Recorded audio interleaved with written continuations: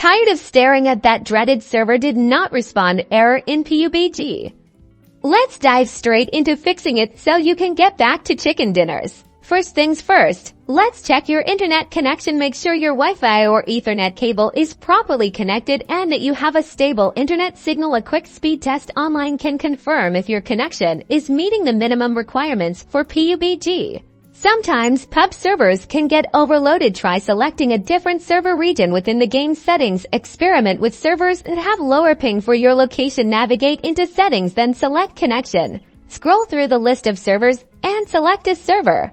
Your firewall or antivirus software might be blocking PUBG's access to the internet. Ensure that PUBG and its associated services are on the allowed list or whitelist in your firewall and antivirus settings. This will prevent them from mistakenly blocking the game's connection. A simple router restart can often resolve connectivity hiccups and plug your router. Wait about 30 seconds and then plug it back and give it a few minutes to fully reboot before launching PUBG again.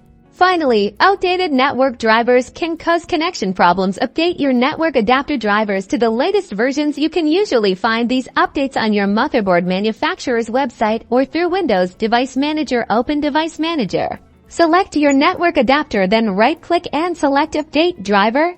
And there you have it. With these steps, you should be well on your way to resolving that server did not respond error and getting back into the action. Good luck and happy gaming!